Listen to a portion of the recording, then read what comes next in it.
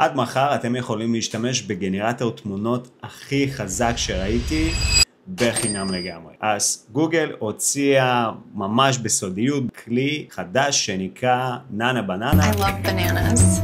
What? I said I love bananas.